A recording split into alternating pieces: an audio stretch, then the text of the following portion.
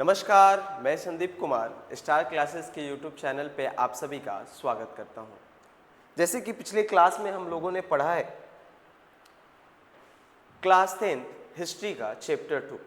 Class 10th history का chapter 2 पूरे chapter को टॉपिक वाइज बेहतर तरीके से समाजवाद साम्यवाद की कहानी को जान के आज हम लोग नया वीडियो लेके आए हैं उसी चैप्टर का चैप्टर 2 समाजवाद एवं साम्यवाद वीवीआई ऑब्जेक्टिव क्वेश्चन, यानी वो सभी महत्वपूर्ण क्वेश्चन जो या तो एग्जाम में आ चुके हैं या आने की संभावनाएं हैं, यानी सेकेंड चैप्टर के सभी इंपॉर्टेंट ऑब्जेक्टिव क्वेश्चनों को इसमें देखने की कोशिश करेंगे।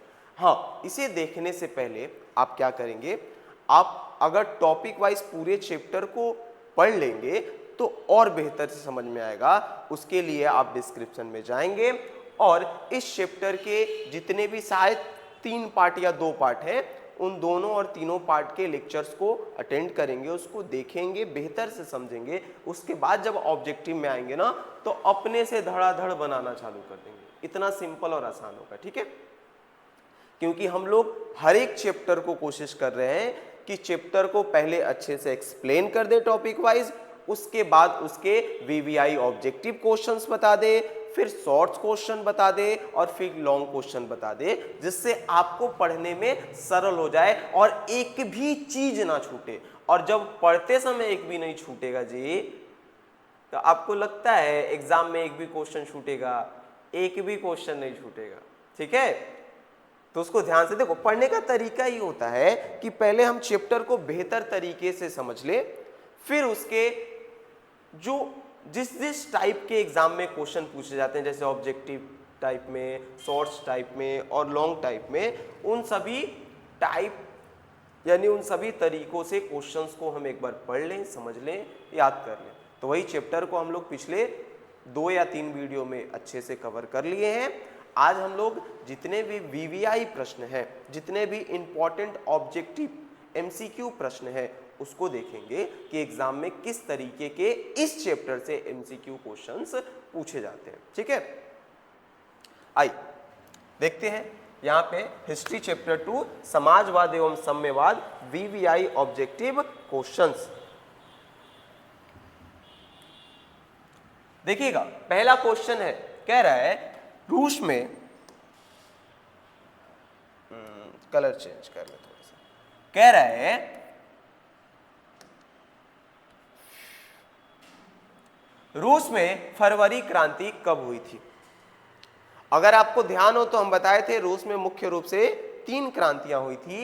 एक 1905 में, जिसको उतना महत्वपूर्ण नहीं माना जाता है, और 2 क्रांतियां हुई थी 1917 में। एक फरवरी या मार्च की क्रांति और दूसरा अक्टूबर या नवंबर की क्रांति। तो रूस में फरवरी की क्रांति कब हुई थी भाई? तो फरवरी या मार्च पूछे, अक्टूबर या नवंबर पूछे, मेंसेविक पूछे या बोल्शेविक क्रांति पूछे, सब क्रांति कब हुई थी? 1917 में। तो हमारा ऑप्शन हो जाएगा डी, ठीक है?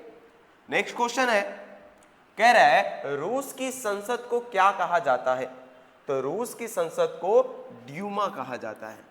हम सभी ऑब्जेक्टिव को रीड नहीं कर रहे हैं, नहीं तो वीडियो और लंबा होगा, खींचेगा झूठ मूठ का। डायरेक्ट आंसर पे फोकस कर रहे हैं। हाँ, अगर पढ़ते समय या किसी भी प्रश्न में डाउट हो, कंफ्यूजन हो, नहीं समझ में आया या दिक्कत लगे, तो पहले तो आप जाके वो जो टॉपिक वाइज हम लोग चैप्टर पढ़े हैं एक्सप्लेन कर करके उसको देख लेंगे। और फिर भी अगर डाउट रह जाए तो आप क्या करेंगे, कमेंट बॉक्स में वो प्रश्न, वो डाउट डाल देंगे। हम कमेंट देख के ट्राई करेंगे कमेंट में ही जवाब दे दे, और कमेंट में अगर जवाब नहीं दे पाएंगे या बड़ा होगा, उसको वहां पे एक्सप्लेन करना संभव नहीं होगा, तो हम उसका जवाब अगले वीडियो में, नेक्स्ट वीडियो में दे देंगे, ठीक है? तो इतना मेहनत करेंगे आप लोग, ठीक है? और इसके अलावा अगर आपके कोई दोस्त हैं, क्योंकि बहुत सारे बच्चे हैं जो सोशल साइंस नहीं पढ़ पा रहे हैं, ऐसे ऑफलाइन भी बहुत सारे बच्चों का आ रहा है कि सर क्या सोशल साइंस कैसे होगा, मैथ साइंस तो पढ़ लिए हैं, तो उनके पास ये वीडियो शेयर करें क्योंकि आपके साथ साथ आपके दोस्त भी एग्जाम की तैयारी थोड़े बेहतर तरीके से कर पाए, जिससे उनका भी नंबर अच्छा आ जाए। ठीक है, चल नेक्स्ट क्वेश्चन है हमारा, रूस में सोशल डेमोक्रेटिक पार्टी की स्थापना कब हुई थी? तो रूस में सोशल डेमोक्रेटिक पार्टी की स्थापना हुई थी आपको 1898 में। ठीक है, नेक्स्ट क्वेश्चन है, रूस का पहला साम्यवादी था, वो रूस का पहला साम्यवादी कौन था भाई? तो रूस का पहला साम्यवादी लेनिन था। उसके बाद क्वेश्चन है, रूस की बोल्शेविक क्रांति के समय किसका शासन था? यानी रूस के अंदर जब बोल्शेविक क्रांति हुई थी तो किसका शासन था? आपको बताए है ना, अभी रूस में 3 क्रांति हुई थी, तो 1905 वाला क्रांति भूल जाइए। 1917 में जो 2 क्रांति हुई थी ना, तो पहली क्रांति जो फरवरी और मार्च की क्रांति कहलाती है, फरवरी या मार्च की क्रांति कहलाती है, और दूसरा अक्टूबर और नवंबर की क्रांति जिसे कहते हैं। तो फरवरी और मार्च की क्रांति करने वाले लोग मेंशेविक दल के थे, उनको मेंशेविक क्रांति भी कह दिया जाता है, और ये बोल्शेविक क्रांति भी कह देते हैं, क्योंकि ये अक्टूबर और नवंबर की क्रांति करने वाले लोग बोल्शेविक दल के थे। ठीक है, तो जब बोल्शेविक दल वाले क्रांति किए थे, यहाँ पे क्या कह रहा है, रूस की बोल्शेविक क्रांति के समय किसका शासन था? तो जब ये वाले क्रांति किए थे 1917 के अंदर ही, तो उस समय मेंशेविक दल के नेताओं का शासन था। ठीक है, और मेंशेविक दल का नेता कौन था भाई? तो मेंशेविक दल का नेता केरेंस्की था। यानी जब 1917 में बोल्शेविक क्रांति हुई थी, उस समय किसका शासन था? तो केरेंस्की का शासन था, ध्यान रखेंगे। ठीक है, नेक्स्ट है, रूस को गणतंत्र कब घोषित किया गया? यानी रूस गणतंत्र कब घोषित किया गया, कब हुआ था? तो रूस 1917 में गणतंत्र घोषित हुआ था, जब वो आजाद हुआ था, जब वहां पे क्रांति हुई थी। नेक्स्ट, रूस में नई आर्थिक नीति कब लागू हुई थी? ध्यान रहे, रूस में जब बोल्शेविक क्रांति हुई ना, तो लेनिन आया, तो लेनिन ने नई आर्थिक नीति लाई थी। ठीक है, तो रूस में नई आर्थिक नीति कब लागू हुई थी? तो 1921 में हुई थी, और किसके द्वारा हुई थी? लेनिन के द्वारा हुई थी। ये भी एग्जाम में पूछता है कि रूस की नई आर्थिक नीति का अवलंबन किसने किया था? तो लेनिन ने किया था, और कब किया था भाई? तो 1921 में किया था। नेक्स्ट क्वेश्चन है, रूस जापान युद्ध कब हुआ? रूस और जापान के बीच में युद्ध कब हुआ? तो रूस और जापान के बीच में युद्ध हुआ था 1904-05 के बीच में, और इसी युद्ध के बाद खूनी रविवार वाला घटना हुआ था, क्योंकि जनता ने इस युद्ध में जो रूस है वो जापान से हार गया था, जिससे जनता बहुत आक्रोश आया था, जिसके वजह से जनता रोड पर रोटी दे के नारे के साथ निकली थी, जिसके विरुद्ध में रूस की सरकार जो जार था वो उन पे गोलियां चला दिया था, जिससे खूनी रविवार की घटना हुई थी। ठीक है, तो ध्यान रखेंगे, रूस और जापान का युद्ध कब हुआ था? तो 1904-05 के बीच में। और ये भी अगर पूछ दे कि इसमें जीता कौन था, तो जापान जीता था, रूस हार गया था। ठीक है, और इसी के फलस्वरूप खूनी रविवार भी हुआ था, क्योंकि लोग उस समय बगावत किए थे, और जार उस बगावत को रोकने के लिए उन पे गोलियां चलवा दिया था, जिससे हजारों लोग मारे गए थे। ठीक है, नेक्स्ट क्वेश्चन है, रूस में किस राजवंश का शासन था? तो रूस में रोमनो राजवंश का शासन था। ठीक, नेक्स्ट क्वेश्चन है, नेक्स्ट क्वेश्चन कह रहा है, रूस में जार का अर्थ क्या होता है? ये बड़ा पूछता है, रूस में जार का अर्थ क्या होता है? तो उसमें भी हम जो बच्चे वो वीडियो देखे होंगे या पूरे सब्जेक्टिव को अच्छे से पढ़े होंगे टॉपिक वाइज, उनको पता होगा, हम बताए थे रूस का सम्राट। रूस में जार का मतलब होता है रूस का सम्राट। रूस के सम्राट को ही क्या कहा जाता है? जार कहा जाता है। जैसे कहीं पे नहीं, अपने यहाँ जैसे कि राजा फलनवा, राजा चिलनवा, यानी राजा कह के उनका नाम लिया जाता है, या सम्राट, सम्राटों के सम्राट, वैसे ही वहां पे जितने भी राजाओं का नाम होता है पहले जार और फिर उनका नाम लिया जाता है। ठीक है, तो जार वर्ड वहां के सम्राट पद को प्रदर्शित करता है, ध्यान रखेंगे। रूस के सम्राट को ही क्या कहा जाता है? जार कहा जाता है। नेक्स्ट है, रूस में कृषक दास प्रथा का अंत कब हुआ? तो रूस में कृषक दास प्रथा का अंत हुआ 1861 ईस्वी में। नेक्स्ट क्वेश्चन है आपका, जार निकोलस द्वितीय ने ड्यूमा नामक संसद का स्थापना कब की? यानी जार निकोलस द्वितीय जो था वह ड्यूमा नामक संसद का स्थापना कब किया था? एग्जाम में यह भी पूछ देता है रूस के संसद का नाम क्या था, तो ड्यूमा, और इसकी स्थापना कब हुई थी? तो 1905 में ड्यूमा की स्थापना हुई थी।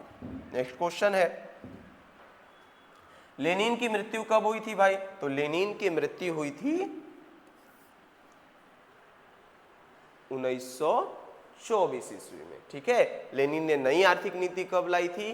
तो 1921 में, ध्यान रखिएगा। ठीक है, नेक्स्ट क्वेश्चन है, लेनिन का उत्तराधिकारी कौन बना? यानी लेनिन जब मरा, उसकी मृत्यु हुई, तो उसके बाद रूस पे नया शासन किसका स्थापित हुआ? तो लेनिन का उत्तराधिकारी बना आपका स्टालिन। ठीक है, कार्ल मार्क्स तो था ही नहीं, और क्रेन्स्की ये तो है ही नहीं। नेक्स्ट है, चेका क्या था भाई? जब लेनिन रूस का सम्राट बना ना, तो बहुत से प्रकार की कठिनाइयों का सामना करना पड़ा, तो उसी ने एक संगठन बनाया था चेका।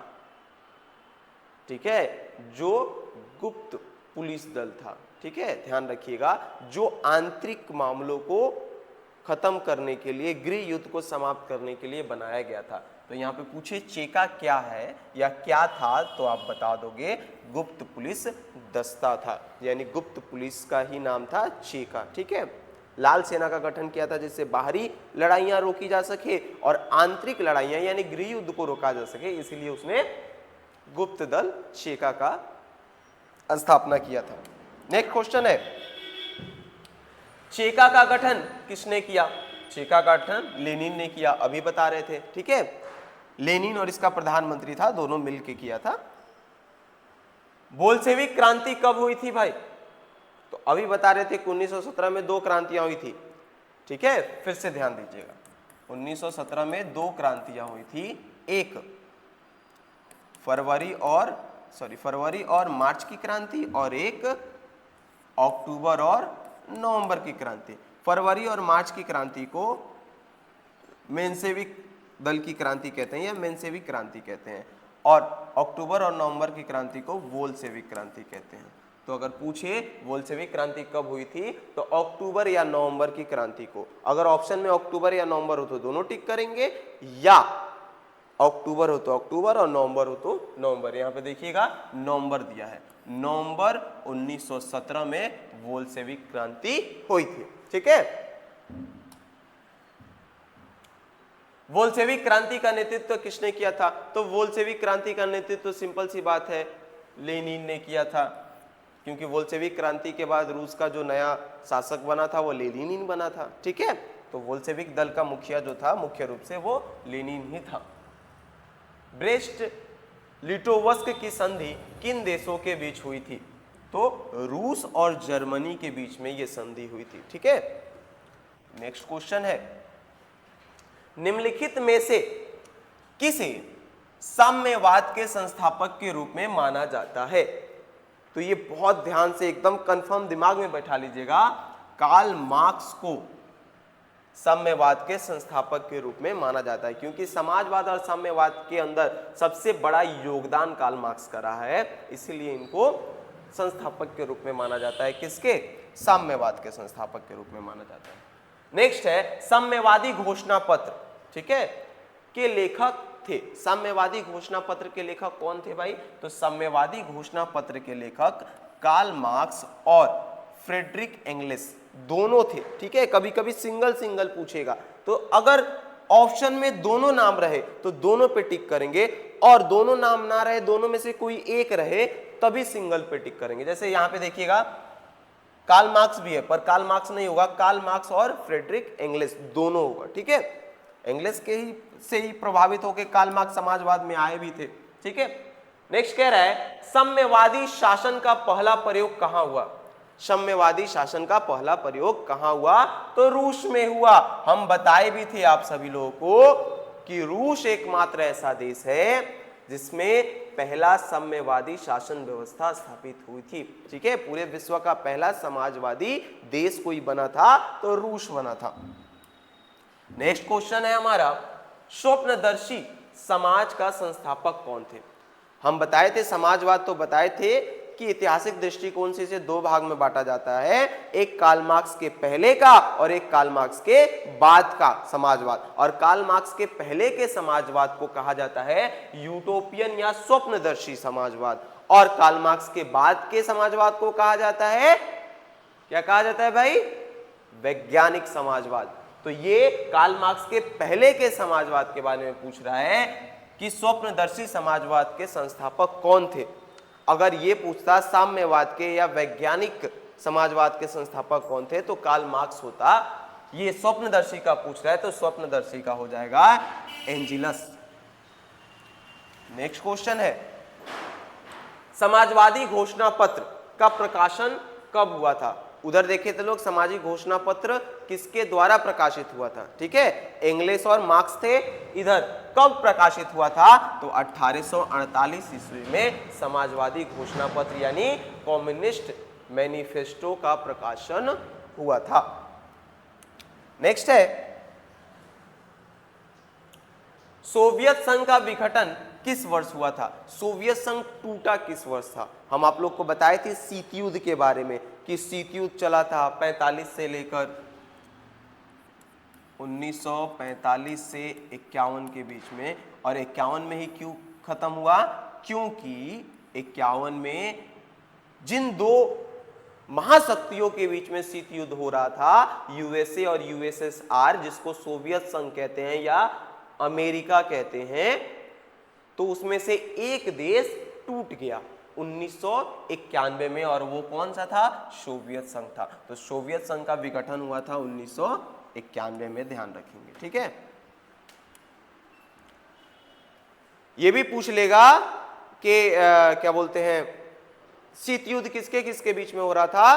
तो यूएसए संयुक्त राज्य अमेरिका और सोवियत संघ के बीच में हो रहा था, यूएसएसआर जिसको कहते हैं, ध्यान रखिएगा। ठीक है, यूएसए और यूएसएसआर के बीच में हुआ था। ठीक, कब से कब तक चला था? तो 45 से 51 के बीच में चला था। सेकेंड वर्ल्ड वॉर के बाद इनके बीच में विचारधारा की लड़ाई चली थी। बेसिकली लड़ाई नहीं चली थी। शीत युद्ध का मतलब ही होता है ऐसी लड़ाई जिसमें लड़ाई की संभावनाएं हो पर लड़ाई ना हो, यानी कभी भी लगे युद्ध हो सकता है पर युद्ध हो ना। ठीक है, अगर युद्ध हो गया तो उसको युद्ध कहेंगे, जब तक युद्ध नहीं हो रहा है तभी तक उसको शीत युद्ध यानी कोल्ड वॉर कहते हैं। यानी माहौल पूरा बना है, कभी भी मार हो सकता है पर मार अभी हो नहीं रहा है, तो उसी प्रकार की स्थिति को शीत युद्ध कहा जाता है। नेक्स्ट क्वेश्चन है, स्टालिन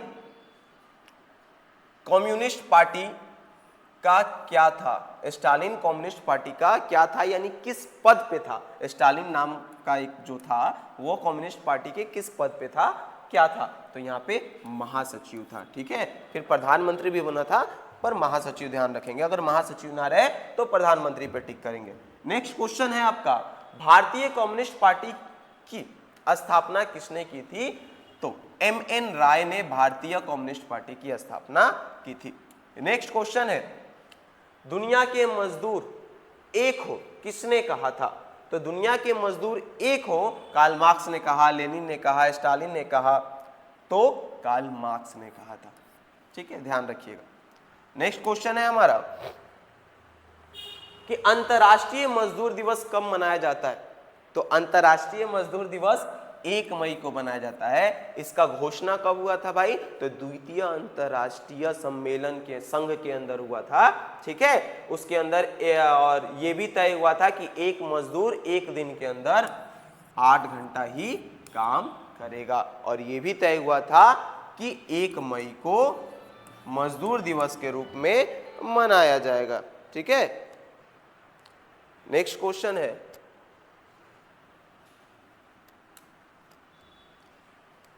किसे समाजवादियों का बाइबल कहा जाता है? तो दास कैपिटल को समाजवादियों का बाइबल कहा जाता है। जिसको किसने लिखा था? तो कार्ल मार्क्स ने लिखा था। ध्यान रखिएगा, कार्ल मार्क्स के लिखे गए बुक को ही दास कैपिटल कहते हैं। दास कैपिटल नामक किताब उसने लिखी थी, प्रकाशित की थी, और इसी को बाद में जाके समाजवादियों का बाइबल कहा गया। यानी जितने भी लोग समाजवाद की विचारधारा को मानते हैं उनके लिए दास कैपिटल नामक बुक बाइबल के समान है, जैसे ईसाइयों के लिए एक उनका धार्मिक बुक बाइबल है। ठीक है, ध्यान रखेंगे। नेक्स्ट है, प्रथम इंटरनेशनल की स्थापना कब और कहां हुई थी? तो प्रथम इंटरनेशनल की स्थापना ये एक प्रकार का सम्मेलन था जिस सम्मेलन के द्वारा दुनिया के समाजवादी देशों को आपस में जोड़ना इस सम्मेलन का उद्देश्य था। ठीक है, तो प्रथम इंटरनेशनल की स्थापना 1864 में हुई थी और किस जगह पे भाई? तो लंदन में की गई थी। नेक्स्ट है, द्वितीय इंटरनेशनल की स्थापना कब और कहां हुई थी? तो द्वितीय इंटरनेशनल की स्थापना 1889 को पेरिस में हुई थी और इसी के अंदर अभी बता रहे थे ना, ये डिसाइड हुआ था कि 1 मई को मजदूर दिवस मनाया जाएगा और 24 घंटे में 8 घंटे का कार्य दिवस होगा किसी भी मजदूर का। ठीक, जिसका उद्देश्य था वही कि पूरे समाजवादी लोग जितने भी दुनिया के हैं वो आपस में मिल सके। नेक्स्ट, भूमि, शांति और रोटी, ये 3 नारे किसने दिए थे? तो भूमि, शांति और रोटी का नारा लेनिन ने दिया था, आपको जहां तक याद हो तो। ठीक है, लेनिन के द्वारा ये नारा दिया गया था और इसके बाद बोल्शेविक क्रांति के तरफ बढ़ा गया था बोल्शेविक दल के साथ। नेक्स्ट है, खूनी रविवार किस तिथि को तथा किस वर्ष हुआ था? तो खूनी रविवार 9 जनवरी 1905 को हुआ था और क्योंकि रूस में 2 कैलेंडर चलता है, हम कैलेंडर के बारे में समझाए हैं, अगर आपको नहीं पता हो तो डिस्क्रिप्शन में लिंक मिल जाएगा, आप उसमें जाके देख लेंगे। ठीक है, 27 फरवरी। ठीक है, 2 कैलेंडर पुराने और नए कैलेंडर के अकॉर्डिंग। तो 9 जनवरी 1905 में खूनी रविवार हुआ था। ये वही है, रूस और जापान युद्ध के बाद जब लोग विरोध करने लगे ना रूस के राजा का, तो रूस के राजा ने निहत्थे लोगों को गोली से मरवा दिया, बेचारे निहत्थों को। वो रोटी दो के नारे के साथ बस विरोध प्रदर्शन कर रहे थे और ये उन पर अनाधून गोली चलवा देता है जिसमें बहुत सारे लोग मारे जाते हैं। इसीलिए उस दिन को खूनी रविवार के नाम से जाना जाता है, ध्यान रखिएगा। इसको हम बताए भी हैं, ये सब्जेक्टिव में भी क्वेश्चन पूछता है। नेक्स्ट है,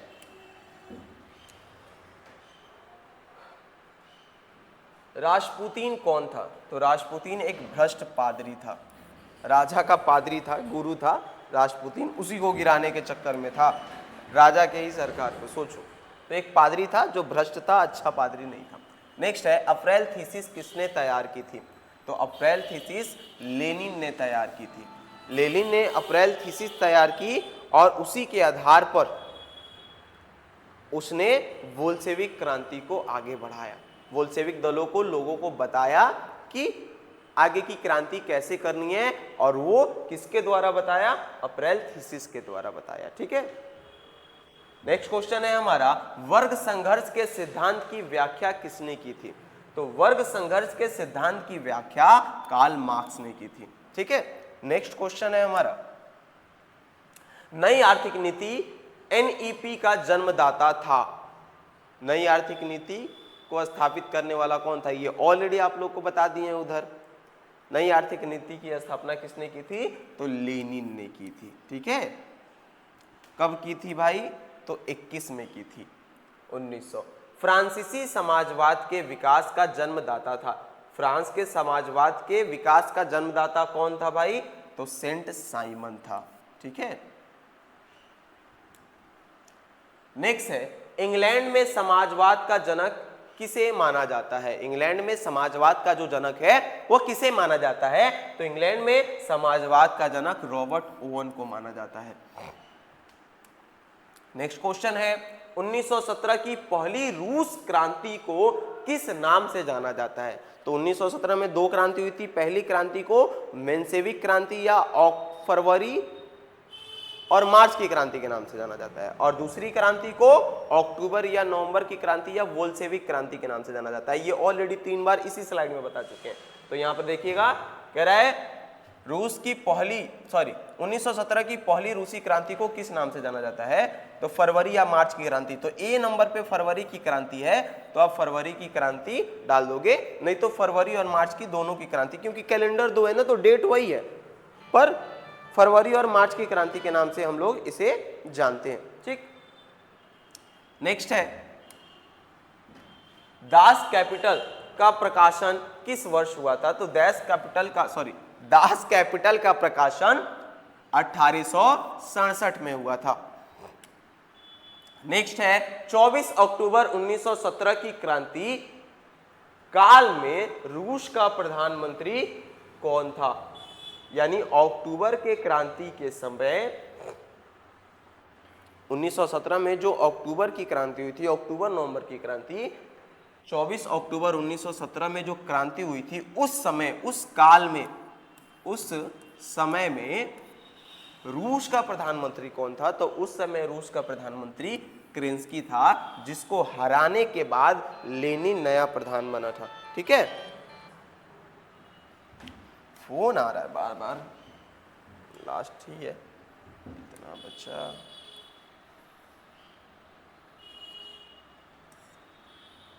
ज्यादा नहीं।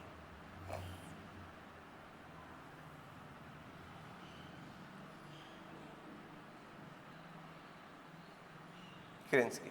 नेक्स्ट क्वेश्चन है हमारा, दास कैपिटल किसकी रचना?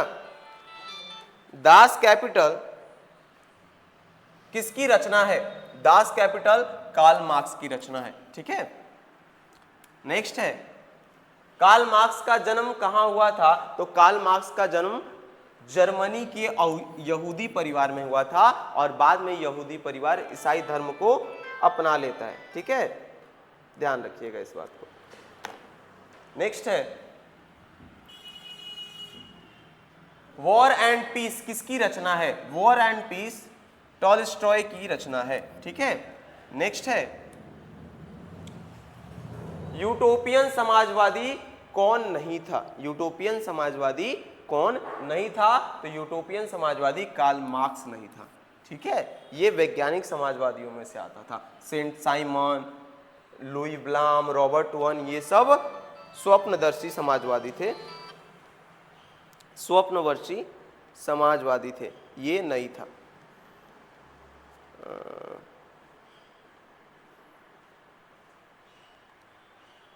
नेक्स्ट क्वेश्चन है, लास्ट है शायद, लाल सेना का गठन किसने किया था भाई? तो अगर लेनिन रहे तो लेनिन, लेनिन नहीं रहे तो टाटस्की ने किया था। ठीक है, नेक्स्ट है, नेक्स्ट खत्म यहीं पे। तो ये पूरे चैप्टर 2 क्लास 10th हिस्ट्री समाजवाद एवं साम्यवाद के चैप्टर 2 का टोटल वीवीआई प्रश्न है, वीवीआई ऑब्जेक्टिव प्रश्न है। तो इसको उम्मीद है आप ध्यान से देखे होंगे, समझे होंगे, और इसको दोस्तों के पास भी शेयर करें, थोड़ा इंपॉर्टेंट कॉल भी आ रहा है। तो इसी के साथ इस वीडियो को खत्म करते हैं। धन्यवाद, नमस्कार।